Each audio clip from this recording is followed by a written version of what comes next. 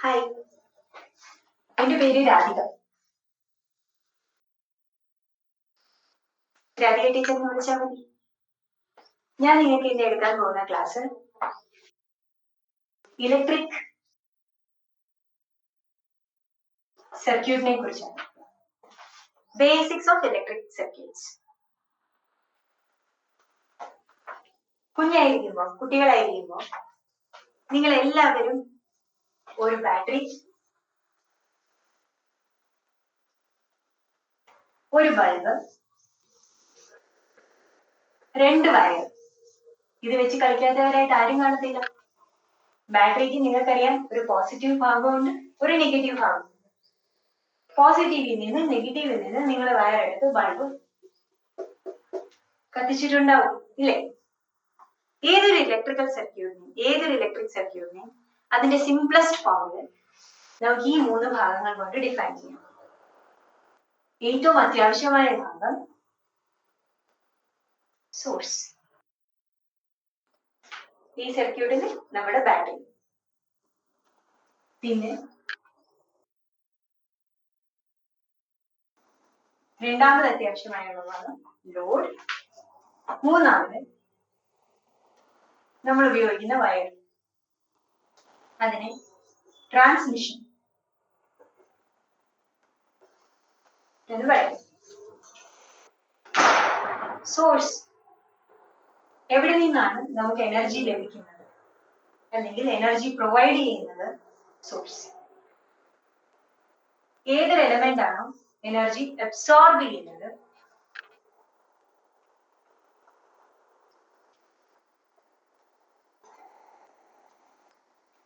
അതിനെ ലോഡ് എന്നാണ് വിളിക്കുന്നത്. സോഴ്സിൽ നിന്ന് ലോഡിലേക്ക് എനർജി ട്രാൻസ്മിറ്റ് ചെയ്യുന്നതിനെ നമ്മൾ ട്രാൻസ്മിഷൻ ലൈൻസ്. അതിന്റെ ഏറ്റവും സിംപ്ലസ്റ്റ് ഫോമിൽ 2 വയർ, കണ്ടക്ടിങ് വയർസ്. ഏതൊരു ഇലക്ട്രിക്കൽ സർക്യൂട്ടിനെ ഈ 3 ഭാഗങ്ങൾ കൊണ്ട് നമുക്ക് ഡിഫൈൻ ചെയ്യാൻ പറ്റും. ഇതിനെ കുറിച്ചാണ് നമ്മൾ ഇന്നത്തെ ക്ലാസ് പഠിക്കാൻ പോകുന്നത്. ഞാൻ എന്റെ PPT ഷെയർ ചെയ്യുന്നു. കൂടുതലും ഞാൻ ഇംഗ്ലീഷ് വേർഡ്സ് ആയിരിക്കും യൂസ് ചെയ്യുന്നത്. നിങ്ങൾ എല്ലാവരും +1 +2 സ്റ്റുഡൻസ് അല്ലേ? ഇനി അങ്ങോട്ട് നിങ്ങൾ ഡിഗ്രി ക്ലാസ്സുകളിലേക്ക് പോകുമ്പോൾ കൂടുതലും ക്ലാസ്സുകൾ നടത്തുന്നത് ഇംഗ്ലീഷിലായിരിക്കും. അതുകൊണ്ട് വളരെ സിമ്പിളായ ഇംഗ്ലീഷിൽ ഞാൻ എന്റെ ക്ലാസ് ഇന്നിവിടെ ഡിറ്റക്ട് ചെയ്യും. ഓക്കെ?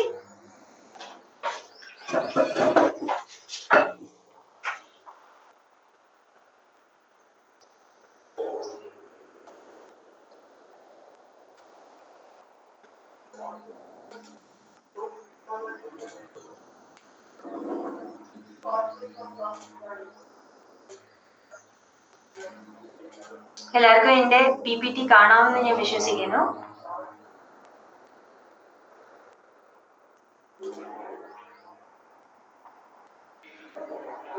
ഇന്നത്തെ ക്ലാസ്സിൽ നമ്മൾ ഡിസ്കസ് ചെയ്യുന്നത് എന്താണ് ഇലക്ട്രിക്കൽ സർക്യൂട്ട്, അതിനെക്കുറിച്ച് ഒരു basic understanding, water current analogy, components of elements in a circuit, active elements, passive elements, and a little bit on circuit analysis.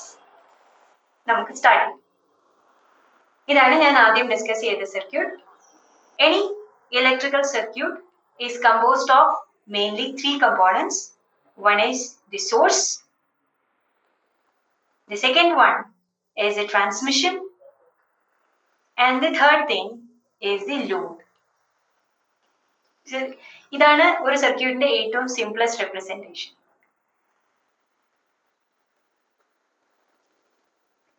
ഇതെന്താണ്? ആ ടോയ് കാർ. ചെറിയ കുട്ടികളായിരിക്കുമ്പോൾ കാർ വെച്ച് കളിക്കാത്തവരായിട്ട് ആരും കാണത്തില്ല, അല്ലേ? ഈ ടോയ് കാറിനുള്ളിലുള്ള ഒരു വർക്കിംഗ് എലമെന്റ്, അതായത് അതിനെ ഡ്രൈവ് ചെയ്യുന്ന element, that is A DC motor. Toy car battery ഇടാതെ വർക്ക് ചെയ്യില്ലെന്ന് നമുക്ക് എല്ലാവർക്കും അറിയാം, അല്ലേ? എന്താണ് ഈ മോട്ടറിനെ ഡ്രൈവ് ചെയ്യുന്നത്? ഈ മോട്ടറാണ് ഈ വീലിലേക്ക് കണക്ട് ചെയ്തിട്ടുള്ളത്. സ്വിച്ച് ഓൺ ചെയ്യുമ്പോൾ ഈ ടോയ് കാർ മൂവ് ചെയ്യുന്നു. സ്വിച്ച് ഓൺ ചെയ്യുമ്പോൾ എന്താണ് സംഭവിക്കുന്നത്? There is energy which is provided by the source. So within this toy car you have a source which is the battery, DC battery which you are providing, and through this wires we are connecting this battery to this DC motor. So when the circuit is closed എന്ന് പറഞ്ഞു കഴിഞ്ഞാൽ ചില toy കാറിലെ switches കാണും. Switch on ചെയ്യുമ്പോൾ car drive ചെയ്യുന്നതാണ്. Switch on ചെയ്യുക എന്ന് പറഞ്ഞു കഴിഞ്ഞാൽ ഈ കേസിൽ നമ്മുടെ സർക്യൂട്ടിലേക്ക് സോഴ്സിൽ നിന്ന് ഒരു പോസിറ്റീവ് വയർ വരുന്നുണ്ട്, പോസിറ്റീവ് സൈഡിൽ നിന്ന് ഒരു വയർ വരുന്നുണ്ട്. സർക്യൂട്ട് ക്ലോസ് ആയെങ്കിൽ മാത്രമേ കറണ്ട് അതിലൂടെ സർക്കുലേറ്റ് ചെയ്യാൻ പറ്റത്തുള്ളൂ. അതിനായിട്ട് നെഗറ്റീവ് സൈഡിൽ നിന്ന് ഒരു വയർ നമ്മൾ ബാറ്ററിയുടെ നെഗറ്റീവിലേക്ക് കണക്ട് ചെയ്യും.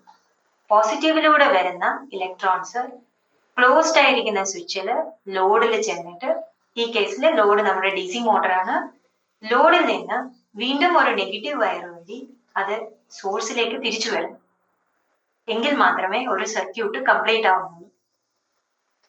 At any point, if this circuit is open, for example, if I open the switch, if I don't have this connection at the switch point, then the circuit becomes open and this energy will not be transmitted from the source side to the load side. നിങ്ങൾ ബോർഡിൽ നോക്കുകയാണെങ്കിൽ ഈ പോയിന്റിൽ ഞാനൊരു switch connect ചെയ്യുന്നു. ഇതാണ് ഒരു switch. ഈ സ്വിച്ച് ഓപ്പൺ ആണെന്നുണ്ടെങ്കിൽ കറണ്ട് ബൾബിലേക്ക് വരികയില്ല. അങ്ങനെയാണെങ്കിൽ ബൾബ് ഗ്ലോ ചെയ്യില്ല. ഈ സ്വിച്ച് ക്ലോസ്ഡ് ആവുമ്പോൾ ഈ സർക്യൂട്ട് കംപ്ലീറ്റ് ആവുന്നു, സർക്യൂട്ട് പാത്ത് കംപ്ലീറ്റ് ആവുന്നു. അപ്പോൾ എന്ത് സംഭവിക്കുന്നു? There will be a transmission which is taking place from the source to the load and then back from the load to the source. Closed pathilode മാത്രമേ energy transfer സംഭവിക്കുകയുള്ളൂ, open സർക്യൂട്ടിൽ നടക്കുകയുള്ളൂ. നമ്മുടെ ചുറ്റും നോക്കിയാൽ, നിങ്ങളുടെ റൂമിൽ തന്നെ നോക്കി നോക്കൂ, നിങ്ങൾ ഇരിക്കുന്നിടത്ത് നിങ്ങൾ നോക്കിയാൽ സ്വിച്ചസ് കാണും, ലൈറ്റ് കാണും. ഈ സ്വിച്ച് ഓൺ ചെയ്തെങ്കിൽ മാത്രമേ നമുക്ക് ലൈറ്റ് അവിടെ ഗ്ലോ ചെയ്യുന്നത്. ഓരോ ലൈറ്റിന്റെയും വയറിംഗ് എടുത്ത് നോക്കി കഴിഞ്ഞു കഴിഞ്ഞാൽ 2 വയർ ഉണ്ടാവും. ഒരു വയറിൽ കൂടെ കറണ്ട് ലോഡിലെത്തുന്നു, അതായത് ബൾബിലെത്തുന്നു. മറ്റേ വയറിൽ കൂടെ black and red wire, 2 wire തുറന്നു നോക്കിയാൽ കാണാൻ പറ്റും. Be careful. രണ്ടാമത്തെ വയറിലൂടെ ഇലക്ട്രിക് കറണ്ട് റിട്ടേൺ പാത്തിലൂടെ സോഴ്സിലേക്ക് എത്തുന്നു. എന്താണ് നിങ്ങളുടെ റൂമിലെ സോഴ്സ് എന്ന് പറയുന്നത്? നിങ്ങൾക്ക് വീട്ടിൽ കിട്ടുന്ന സപ്ലൈ, 230 വോൾട്ട് സപ്ലൈ. അത് നിങ്ങളുടെ പിൻ പോയിന്റ്, അതായത് നിങ്ങളുടെ സ്വിച്ച് പോയിന്റിലേക്ക് കണക്ട് ചെയ്തിട്ടുണ്ട്. അവിടെ നിങ്ങളുടെ സ്വിച്ച് ഓപ്പൺ ആയിരിക്കുമ്പോൾ, അതായത് ഓഫ് ആയിട്ടിരിക്കുമ്പോൾ ഈ കണക്ഷൻ അവിടെ സംഭവിക്കുന്നില്ല. നിങ്ങളുടെ സ്വിച്ച് ക്ലോസ് ആവുമ്പോൾ ഈ കണക്ഷൻ സംഭവിക്കുന്നു, സർക്യൂട്ട് ക്ലോസ്ഡ് ആവുന്നു. സോഴ്സിൽ നിന്ന്, നിങ്ങളുടെ സോഴ്സ് എന്ന് പറയുന്നത് 230 വോൾട്ട് സപ്ലൈയിൽ നിന്ന് ബൾബിലേക്ക് എനർജി ട്രാൻസ്ഫർ ചെയ്യുന്നു, ബൾബ് ഗ്ലോ ചെയ്യുന്നു. ഇനി ഏതൊരു സർക്യൂട്ടിനെ, നിങ്ങൾക്ക് ചുറ്റുമുള്ള ഏതൊരു സർക്യൂട്ടിനെ എടുത്ത് നോക്കിയാലും നിങ്ങൾക്ക് ഇതേ ഫിനോമിനൻ കാണാൻ കഴിയും. ഫോർ എക്സാമ്പിൾ, നിങ്ങൾ ഈ സ്ലൈഡിൽ നോക്കൂ. there is a power station given, thermal power station for example. ഈ തെർമൽ പവർ സ്റ്റേഷനിൽ നിന്ന് ഒരു റെഡ് ലൈൻ നിങ്ങൾക്ക് കാണാം. അത് ആദ്യം സ്റ്റെപ്പ് അപ്പ് ട്രാൻസ്ഫോർമറിലേക്ക് എത്തുന്നു. സ്റ്റെപ്പ് അപ്പ് ട്രാൻസ്ഫോർമർ വഴി ഈ വോൾട്ടേജ് ഇൻക്രീസ് ചെയ്ത് നമ്മൾ കാണാറുള്ള ട്രാൻസ്മിഷൻ ലൈനിലേക്ക് വരുന്നു. ട്രാൻസ്മിഷൻ ലൈൻ വഴി വേറൊരു സ്ഥലത്തേക്ക് എത്തുന്നു. അവിടുന്ന് നമ്മുടെ റെസിഡൻഷ്യൽ ബ്ലോക്കിലേക്ക് എത്തണമെന്നുണ്ടെങ്കിൽ ഇത്രയും ഹൈ വോൾട്ടേജ് നമുക്ക് പറ്റില്ല. അപ്പൊ നമ്മൾ എന്ത് ചെയ്തു? സ്റ്റെപ്പ് ഡൗൺ ട്രാൻസ്ഫോർമർ വഴി സ്റ്റെപ്പ് ഡൗൺ ചെയ്ത് നമ്മുടെ ഫ്ലാറ്റുകളിലേക്ക് എത്തുന്നു. ഫ്ലാറ്റുകളിലെല്ലാം നമുക്ക് ലോഡുകളുണ്ട്. ഓരോ വീടുകളിലും ഓരോ ഫ്ലാറ്റുകളിലും ലോഡുകളുണ്ട്. എല്ലാത്തിലും നമുക്ക് 2 വയർ കാണും. അതായത് ഒരു വയർ വഴി, സിംഗിൾ ഫേസ് ആണെങ്കിൽ 2 വയർ കാണും. ഒരു വയർ വഴി എനർജി പ്രൊവൈഡ് ചെയ്യുന്ന ലോഡിലേക്ക്, ലോഡിൽ നിന്ന് റിട്ടേൺ പാത്ത് വഴി. എല്ലാ വയറിലും, എല്ലാ എലമെന്റ്സിലും ഈ 2 വയർ നമുക്ക് കാണാൻ പറ്റും. ഈ വയറുകളെല്ലാം കൂടി റിട്ടേൺ പാത്ത് വഴി തിരിച്ച്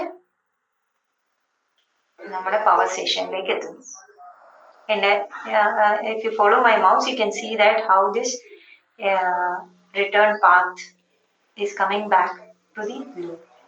So taking any case, simple case, starting from the model which is given on the board, that is from the simple bulb to through any toy car, or even to the light or bulb which you see around you in your room, to the largest transmission wire. If you take everything, can be divided into three main components. One is the source. ഈ കേസിൽ നോക്കിയാൽ power station ആണ് നിങ്ങൾക്ക് source. The second one is the load. So in this case, residential building or the loads in the residential building is acting like a load, and the transmission. So broadly classifying electrical circuit, you can divide it into three parts. One is the source, another is the load, and the transmission.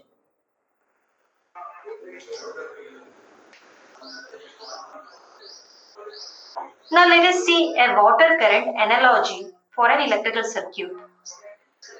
Water current analogy എന്ന് പറഞ്ഞാൽ കറണ്ടിന്റെ ഫ്ലോയെ നമ്മൾ ഒരു വാട്ടറിലേക്ക് compare ചെയ്യുകയാണ്, വാട്ടറിന്റെ flow ആയിട്ട് compare ചെയ്യാണ്. അതായത് water ഇവിടെ ചാർജ് ആവും. Flow of water, flow of charge is taken as a current, as you know. ഒരു പമ്പ്, ഒരു ക്ലോസ് സർക്യൂട്ട് ഉള്ള പമ്പ് എന്ത് ചെയ്യുന്നു? വെള്ളത്തിനെ ഫോഴ്സ് ചെയ്യുന്നു, ഫ്ലോ ചെയ്യാനായിട്ട് ഫോഴ്സ് ചെയ്യും. ഫോഴ്സ് ചെയ്യുന്ന വെള്ളം ഒരു ട്യൂബിലൂടെ വന്ന് തിരിച്ച് ഈ പമ്പിലേക്ക് തിരിച്ചു വരുന്നു. ഈ പമ്പ് ഇവിടെ ഫോഴ്സ് അപ്ലൈ ചെയ്യും, അതുകൊണ്ടാണ് വാട്ടർ ഫ്ലോ ജനറേറ്റ് ചെയ്യുന്നത്.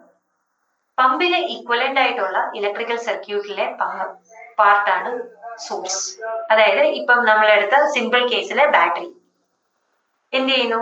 പമ്പ് ഫോഴ്സ് സപ്ലൈ ചെയ്യുന്ന പോലെ തന്നെ ഇവിടെ ബാറ്ററി വോൾട്ടേജ് അപ്ലൈ ചെയ്യുന്നു. ഈ വോൾട്ടേജ് പ്രൊവൈഡ് ചെയ്യുന്നത് കാരണം അവിടെ ചാർജ് മോഷൻ ഉണ്ടാവും. ഇവിടെ വാട്ടർ മോഷൻ ഉണ്ടാവുന്നത് പോലെ തന്നെ ഇവിടെ ചാർജ് മൂവ്മെന്റ് ഉണ്ടാവും. ചാർജ് മൂവ്മെന്റിൽ നിന്ന് flow of charge is called as a current. Current flow ഉണ്ടാവുന്നു. കറണ്ട് ഫ്ലോ തിരിച്ച് ലോഡിലേക്ക് എനർജി പ്രൊവൈഡ് ചെയ്യുന്നു, കറണ്ട് പ്രൊവൈഡ് ചെയ്യുന്നു. ലോഡിൽ നിന്ന് തിരിച്ച് റിട്ടേൺ പാത്ത് വഴി തിരിച്ച് ബാറ്ററിയിലേക്ക്, ബാറ്ററിയുടെ നെഗറ്റീവിലേക്ക് കറണ്ട് ഫ്ലോ സർക്യൂട്ട് ക്ലോസ് ആവും.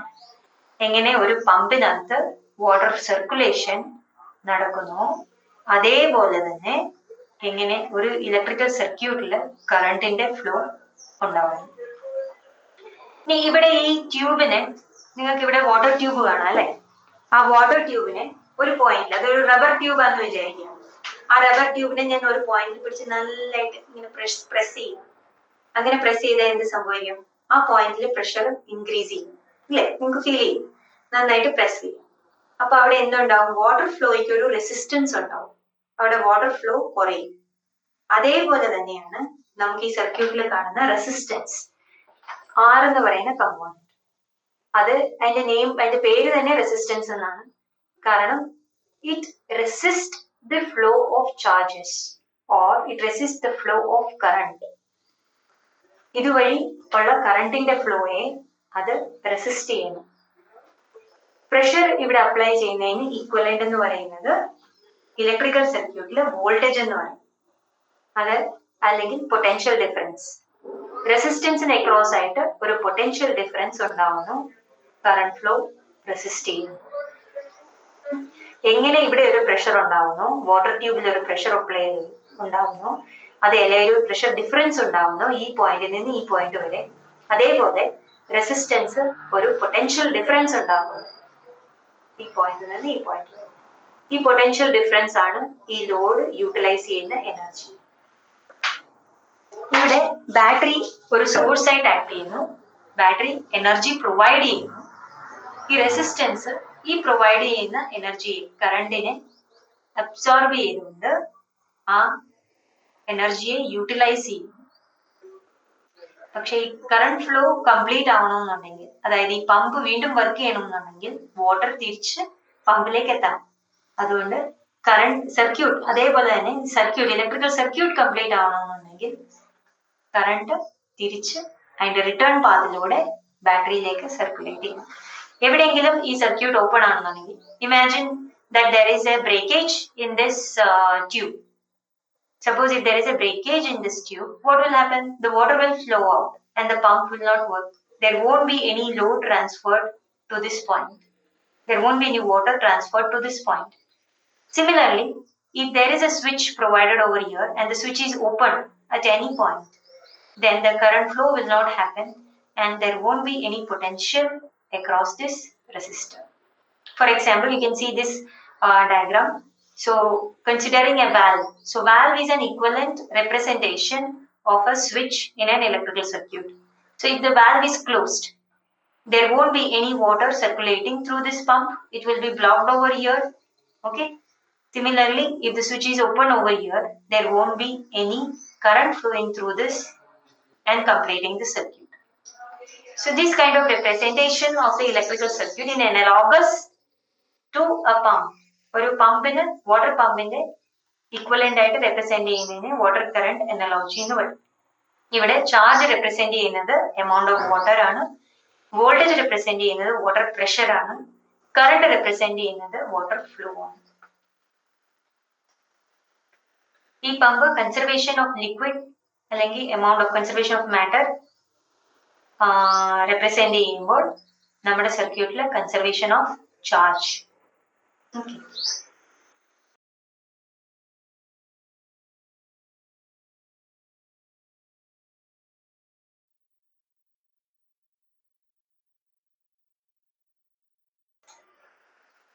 ഇനി നമുക്ക് നമ്മുടെ ഇലക്ട്രിക്കൽ സർക്യൂട്ടിലെ എന്തൊക്കെ എലമെന്റ്സ് ഉണ്ടെന്ന് റഫ് ആയിട്ട് മൊത്തമായിട്ട് ജസ്റ്റ് ഒരു glimpse.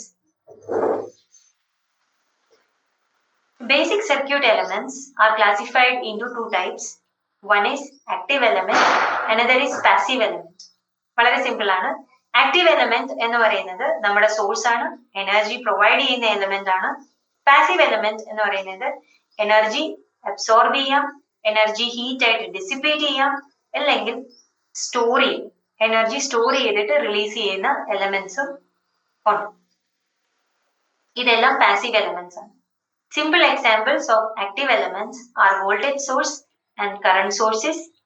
And simple examples for passive elements are resistors, inductors, capacitors.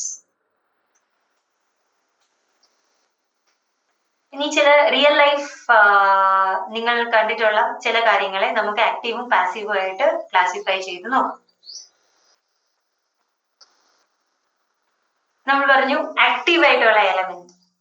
ഇവിടെ ഈ ക്രിസ്മസ് പപ്പ നോക്കും വളരെ ആക്റ്റീവ് ആയിട്ട് എനർജറ്റിക് ആയിട്ട് ഓടിക്കൊണ്ടിരിക്കുകയാണ്. അതായത് എനർജി പ്രൊവൈഡ് ചെയ്യുന്ന എലമെന്റ്, ഒരു സർക്യൂട്ടിലെ എനർജി പ്രൊവൈഡ് ചെയ്യുന്ന എലമെന്റിനെയാണ് ആക്റ്റീവ് എലമെന്റ് എന്ന് പറയുന്നത്. നമ്മൾ കണ്ടു വോൾട്ടേജ് സോഴ്സ്, കറന്റ് സോഴ്സസ് എല്ലാം ആക്റ്റീവ് എലമെന്റ്സിന് എക്സാമ്പിൾസ് ആണ്. Any other form of energy can be transformed to an electrical energy in the case of an electrical source.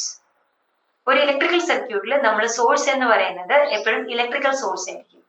Electrical source like batteries, dynamos, RPS regulated power supplies, ഇതെല്ലാം നമ്മൾ real life ജീവിതത്തിൽ നമ്മൾ നേരിട്ട് കാണുന്ന active സോഴ്സുകളാണ്.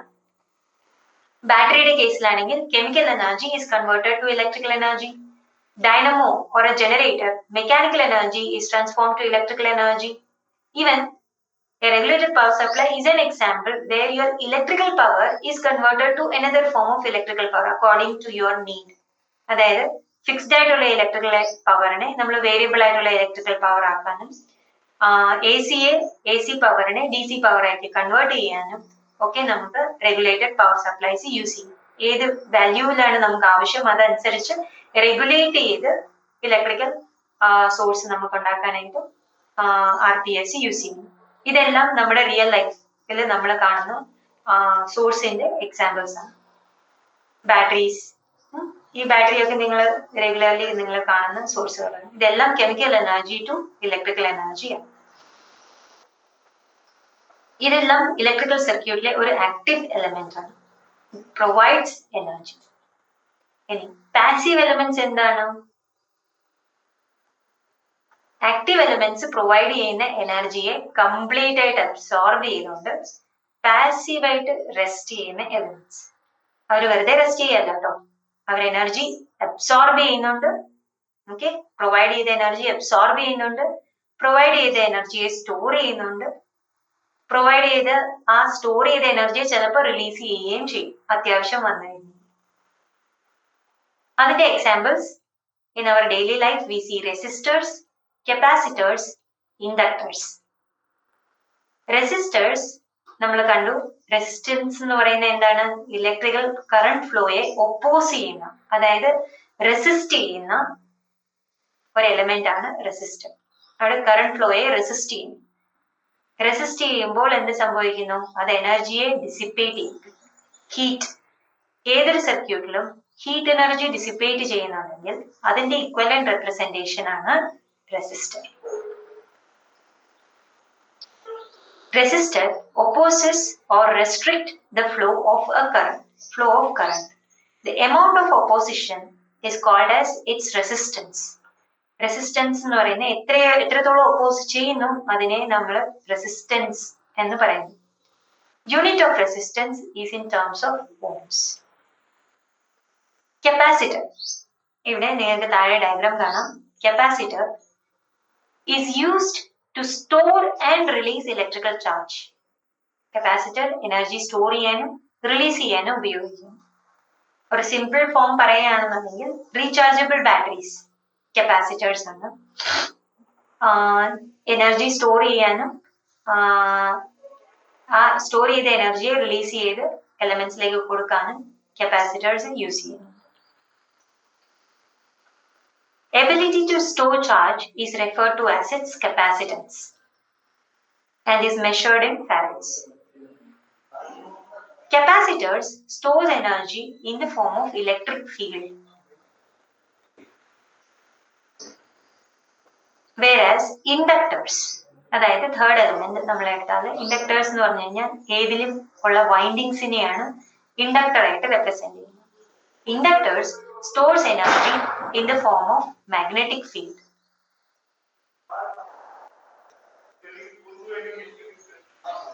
The current through the coil induces a magnetic field that serves as a store of energy.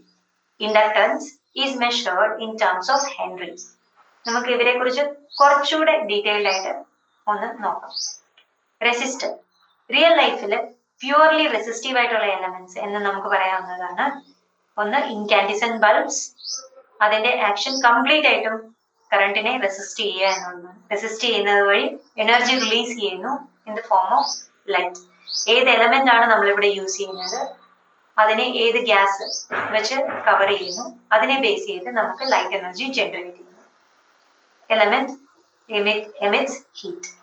Induction coil അത് energy ഹീറ്റിന്റെ ഫോമിൽ generate ചെയ്യുന്നു. Immersion heaters, stove. പിന്നെ കണ്ടക്ടേഴ്സ്, ലോങ് വയേഴ്സ്. ചിലപ്പം നമുക്ക് ശ്രദ്ധിച്ചിട്ടുണ്ടെങ്കിൽ കാണാൻ പറ്റും വയേഴ്സ് ഒരുപാട് നേരം ഹൈ കറണ്ട് അതിലൂടെ പാസ് ചെയ്യുകയാണെന്നുണ്ടെങ്കിൽ വയർ തൊട്ട് നോക്കിയാൽ നമുക്ക് ചൂടായിട്ട് എഫക്ട് ചെയ്യും. കാരണം ആ വയറിനുള്ളിലുള്ള എലമെന്റ്സിന്റെ റെസിസ്റ്റൻസ് എഫക്റ്റ് കാരണമാണ്.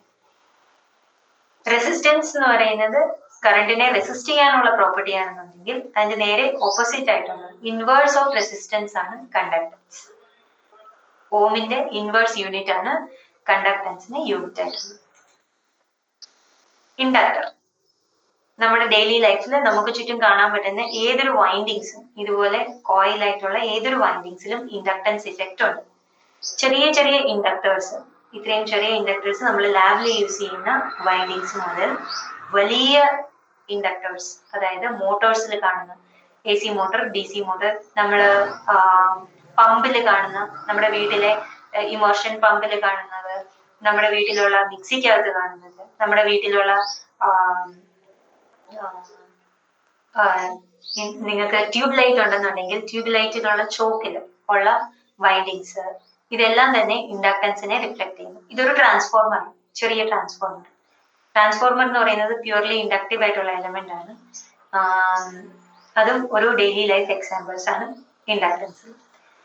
ഇൻഡക്ടൻസിന്റെ concept comes from the concept of electromagnetic induction, how a magnetic field will interact with an electric circuit to produce electromotive force. This concept was introduced by Sir Michael Faraday, who was known as father of useful electricity. അതായത് electro magnetic induction principle വഴിയാണ് ആദ്യമായിട്ട് electricity നമുക്ക് useful ഫോമിലേക്ക് generate ചെയ്ത് വന്നത്. അതിന്റെ helpful ആയിട്ടുള്ള ഒരു ഫാക്ടറാണ് ഈ പാസീവ് എലമെന്റ് ഇൻഡക്ടർ.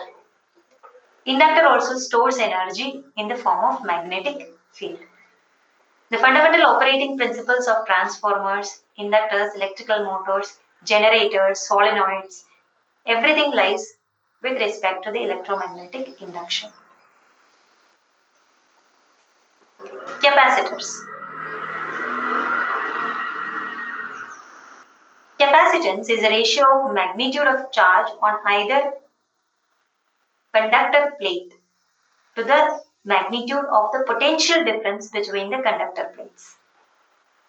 ഒരു കപ്പാസിറ്ററിന് എപ്പോഴും രണ്ട് പ്ലേറ്റ്സ് ഉണ്ട്. നമ്മൾ നേരത്തെ കണ്ടപോലെ ഇവിടെ രണ്ട് പ്ലേറ്റ്സ് ഉണ്ട്. അതായത് പോസിറ്റീവ് പ്ലേറ്റും ഉണ്ട്, നെഗറ്റീവ് പ്ലേറ്റും ഉണ്ട്. ഇതിന്റെ ഇടയിലുള്ള എന്ത് എലമെന്റ് ആണ് നമ്മൾ യൂസ് ചെയ്യുന്നത് അതിനെ ബേസ് ചെയ്ത് ഇലക്ട്രിക് ഫീൽഡ് ജനറേറ്റ് ചെയ്യുന്നു ഈ രണ്ട് പ്ലേറ്റ്സിന്റെ ഇടയിൽ. ആ ജനറേറ്റ് ചെയ്യുന്ന പൊട്ടൻഷ്യൽ അത് വോൾട്ടേജ് വി ആണെന്നുണ്ടെങ്കിൽ ജനറേറ്റ് ചെയ്യുന്ന ചാർജ് എത്ര ചാർജ് ആണ് അവിടെ എമിറ്റ് ചെയ്യുന്നത് അതിനെ ബേസ് ചെയ്താണ് കപ്പാസിറ്റൻസിന്റെ വാല്യൂ റേഷ്യോ പറയുന്നത്. അതായത് Q is equal to C into V. C എന്ന് പറയുന്നതാണ് അവിടെ കപ്പാസിറ്റൻസ് എന്ന് പറയുന്നത്. Q എന്ന് പറയുന്നത് ചാർജ് എത്ര, V എന്ന് പറയുന്നത് potential across the two parallel plates. ഇനി ആ ഡെഫിനിഷൻ വായിച്ചു നോക്കിയാൽ കുറച്ചുകൂടെ ക്ലിയർ ആയിരിക്കും. Ratio of the magnitude of the charge on either conductor plate അതായത് Q to the magnitude of the potential difference between the two conductor plates അതായത് V. Q by V എന്ന് പറയുന്നതാണ് capacitance value. Ability to store energy in the form of electric field between two parallel plates is known as its capacitance. അതിന്റെ equation ആണ് Q by V എന്ന് പറയുന്നത്. കപ്പാസിറ്ററിന് ഒരുപാട് application ഉണ്ട് നമ്മുടെ ജീവിതത്തിൽ. ഡിഫറെന്റ് ടൈപ്സ് ഓഫ് കപ്പാസിറ്റേഴ്സ് ഉണ്ട്. പോളാർ കപ്പാസിറ്റേഴ്സ് എന്ന് പറയുന്നത് അതിന് പൊട്ടൻഷ്യൽ പ്ലസ് മൈനസ് സൈൻ ഉള്ള കപ്പാസിറ്റേഴ്സ്. നോൺ പോളാർ എന്ന് പറയുന്നത് പ്ലസ് മൈനസ് സൈൻ ഇല്ലാത്തത്. നമുക്ക് ഏത് ഡയറക്ഷൻ വേണേലും കപ്പാസിറ്റേഴ്സിനെ എടുക്കാം. ഇനി പോളാർ കപ്പാസിറ്റേഴ്സ് നിങ്ങൾ അടുത്ത് കാണുവാണെന്നുണ്ടെങ്കിൽ അതിന്റെ ടെർമിനൽസ് ഒരെണ്ണത്തിന് നീളമുള്ള ലീഡ് ഉണ്ടാവും, ഒന്ന് ചെറിയ ലീഡ് ആയിരിക്കും. രണ്ട് കമ്പിയുള്ളത് ഇവിടെ റെപ്രസെന്റ് ചെയ്യും. അതില് നീളമുള്ളത് പോസിറ്റീവ് ആയിരിക്കും, ചെറിയ ലീഡ് നെഗറ്റീവ് ആയിരിക്കും. എന്നാൽ നോൺ പോളാർ കപ്പാസിറ്റേഴ്സിന് രണ്ട് ലീഡ് ഒരേ സൈസ് ആയിരിക്കും. എങ്ങനെ കണക്ട് ചെയ്താലും നിങ്ങൾക്ക് കപ്പാസിറ്റൻസ് എഫക്റ്റ് കിട്ടും. വേരിയബിൾ കപ്പാസിറ്റേഴ്സ് ഉണ്ട്. അതായത് കപ്പാസിറ്റൻസ് വാല്യൂ ഈ രണ്ട് കേസിലും പോളാറിലും നോൺ പോളാറിലും ഫിക്സ്ഡ് വാല്യൂ ആയിരിക്കും. പക്ഷെ വേരിയബിൾ കപ്പാസിറ്റേഴ്സിൽ നമുക്ക് വേരിയബിൾ വാല്യൂ സെലക്ട് ചെയ്യാം. ഏത് കപ്പാസിറ്റൻസ് വാല്യൂ വേണം, ഈ നോബ് റൊട്ടേറ്റ് ചെയ്യുന്ന അനുസരിച്ച് നമുക്ക് വേരിയബിൾ വാല്യൂ കപ്പാസിറ്റേഴ്സിന് കിട്ടും. real life examples are computers, storing memories in a computer chip, storing a charge of an electric flash camera, rechargeable battery. കുറച്ചും കൂടെ ഹയർ ലെവലിലേക്ക് പോവുകയാണെങ്കിൽ power factor compensator, tuning radio, ഇതെല്ലാം തന്നെ കപ്പാസിറ്റേഴ്സിന്റെ ആപ്ലിക്കേഷൻ ആണ്. ഒരു ചെറിയ എക്സാമ്പിൾ ഇവിടെ കാണിച്ചിരിക്കുകയാണ്. ഇത് നിങ്ങളുടെ കീബോർഡിൽ മൂവബിൾ പ്ലേറ്റ് ഉണ്ട്. കീബോർഡ് നിങ്ങൾ പ്രസ് ചെയ്യുമ്പോൾ താഴേക്ക് പ്രസ് ചെയ്യുമ്പോൾ ഈ മൂവബിൾ പ്ലേറ്റ് താഴേക്ക് ആവുന്നു. അപ്പോൾ ഇതിന്റെ ഇടയിലുള്ള ഏരിയ വ്യത്യാസം വരുന്ന അനുസരിച്ച് കപ്പാസിറ്റൻസ് വാല്യൂ വ്യത്യാസം വരുന്നു. അതനുസരിച്ച് ഈ കീ പ്രസ് ആയി എന്നുള്ള ഇൻഫർമേഷൻ നമ്മുടെ കമ്പ്യൂട്ടറിലേക്ക് പോകുന്നു. ഇതും എഫക്ട് ഓഫ് കപ്പാസിറ്റൻസ് ആണ്. അങ്ങനെ റിയൽ ലൈഫ് ജീവിതത്തിൽ നോക്കിക്കഴിഞ്ഞു കഴിഞ്ഞാൽ റെസിസ്റ്റേഴ്സ് എന്ന് പറയുന്നത് ഏതൊരു സാധനവും ഹീറ്റ് പ്രൊഡ്യൂസ് ചെയ്യുന്നതും, ഇൻഡക്ടേഴ്സ് എന്ന് പറയുന്നത് എവിടെയൊക്കെ വൈൻഡിങ്സ് ഉണ്ടെന്നുള്ളതും, കപ്പാസിറ്റേഴ്സ് എന്ന് പറയുന്നത് എവിടെയൊക്കെ എനർജി സ്റ്റോറേജ് രണ്ട് പാരലൽ പ്ലേറ്റ്സിന്റെ ഇടയിൽ എവിടെയൊക്കെ എനർജി സ്റ്റോറേജ് സംഭവിക്കുന്നു, അതിന് വേരിയേഷൻ ഉണ്ടാകുന്നു എന്നുള്ളതിനെ ബേസ് ചെയ്ത് നമുക്ക് ചുറ്റുമുള്ള ഏതൊരു എലമെന്റിനെയും നമുക്ക് ക്ലാസിഫൈ ചെയ്യാൻ പറ്റും. ഇതെല്ലാം തന്നെ പാസീവ് എലമെന്റ്സ് ആണ്. അപ്പോൾ നമ്മുടെ ഇലക്ട്രിക്കൽ സർക്യൂട്ടിലുള്ളത് ഒന്നാമത്തെ ഉള്ളത് ഒരു സോഴ്സ് ഉണ്ട്, ഒരു ലോഡ് ഉണ്ട്. ഈ ലോഡ് എന്ന് പറയുന്നതാണ് നമ്മുടെ പാസീവ് എലമെന്റ്. സോഴ്സ് എന്ന് പറയുന്നത് നമ്മുടെ ആക്റ്റീവ് എലമെന്റ്. പിന്നെ നമ്മൾ വയർ വഴി ഇതിനെ ട്രാൻസ്മിറ്റ് ചെയ്യുന്നു. ആക്റ്റീവ് എലമെന്റിൽ നിന്ന് പാസീവ് എലമെന്റിലേക്ക് എനർജി പ്രൊവൈഡ് ചെയ്യുന്നു. Passive elements either absorb energy or dissipate energy. Dissipate ചെയ്യുന്നത് ഹീറ്റ് ഫോമിൽ ഡിസിപ്പേറ്റ് ചെയ്താൽ അതിനെ ഈക്വലന്റ്ലി റെസിസ്റ്റർ ആയിട്ട് റെപ്രസെന്റ് ചെയ്യുന്നു. ഇനി അതിനെ സ്റ്റോർ ചെയ്താൽ അത് ഒന്നെങ്കിൽ ഇൻഡക്ടർ ആവാം അല്ലെങ്കിൽ കപ്പാസിറ്റർ ആവാം. ഇലക്ട്രിക്കൽ എനർജി ആയിട്ട് സ്റ്റോർ ചെയ്ത് ഇലക്ട്രിക്കൽ ഫീൽഡ് ആയിട്ട് സ്റ്റോർ ചെയ്താൽ അത് കപ്പാസിറ്റർ, മാഗ്നറ്റിക് ഫീൽഡ് ആയിട്ട് സ്റ്റോർ ചെയ്താൽ അത് ഇൻഡക്ടർ ആവും. ഇങ്ങനെ നമ്മൾ ഒരു ഇലക്ട്രിക്കൽ സർക്യൂട്ടിനെ അണ്ടർസ്റ്റാൻഡ് ചെയ്യുന്നു. ഇനി അതിനെ ഫർദർ ആയിട്ട് അടുത്ത ക്ലാസ്സുകളിലായിട്ട് നമുക്ക് ഇലക്ട്രിക് സർക്യൂട്ട് അനാലിസിസ് എന്തെന്നുള്ളത് പഠിക്കാൻ പറ്റും. അനലൈസ് ചെയ്യുക എന്ന് പറഞ്ഞു കഴിഞ്ഞാൽ നമ്മൾ ഒരു എലമെന്റ് ഉള്ളതിനെ, അത് സോഴ്സ് ആവാം അല്ലെങ്കിൽ ലോഡ് ആവാം, അതിനെ നമ്മൾ ഐഡന്റിഫൈ ചെയ്യുന്നു. അതായത് അതിന്റെ ക്യാരക്ടറിസ്റ്റിക്സ് നമ്മൾ ഡിറ്റർമിൻ ചെയ്യുന്നു. അതിനെ ക്യാരക്ടറിസ്റ്റിക്സ് ഡിറ്റർമിൻ ചെയ്യാനായിട്ട് മെയിൻലി 2 വേരിയബിൾ ഫാക്ടർ ആണ് നമ്മൾ ഐഡന്റിഫൈ ചെയ്യേണ്ടത്. ഒന്ന് അതിലൂടെ പോകുന്ന കറണ്ട്, എത്രയാണ് അതിലൂടെ പോകുന്ന കറണ്ട്. 2 അതിന് അക്രോസ് ആയിട്ടുള്ള voltage. Current through each element or voltage across each element. ഈ 2 ഫാക്ടേഴ്സ് നമ്മൾ അനലൈസ് ചെയ്താൽ ആ എൻറ്റയർ സർക്യൂട്ടിനെ നമുക്ക് അനലൈസ് ചെയ്യാൻ പറ്റും. ഇത് നമ്മൾ അടുത്ത ക്ലാസ്സുകളിലായിട്ട് അറിയും. സോ ഇൻ കൺക്ലൂഷൻ, നമ്മൾ ഇലക്ട്രിക് സർക്യൂട്ട് എന്താണെന്ന് മനസ്സിലാക്കി, വാട്ടർ കറണ്ട് അനലോജി കണ്ടു, എന്തൊക്കെ കമ്പോണൻസ് ഉണ്ട് ഒരു സർക്യൂട്ടിൽ എന്നുള്ളത് മനസ്സിലാക്കി, ആക്റ്റീവ് എലമെന്റ്സ് പാസീവ് എലമെന്റ്സ് എന്താണെന്ന് മനസ്സിലാക്കി, അതിന്റെ റിയൽ ലൈഫ് എലമെന്റ്സ് നമ്മുടെ ഡെയിലി ലൈഫിൽ ഏതൊക്കെ എലമെന്റ്സ് ആണ് ആക്റ്റീവും പാസീവും ആയിട്ടുള്ളതെന്ന് മനസ്സിലാക്കി, സർക്യൂട്ട് അനാലിസിസ് എന്താണെന്നുള്ളത് ഒരു ചെറിയ ഗ്ലിംസ് നമ്മൾ. Thank you. ഇപ്പോഴത്തേക്ക് ബൈ.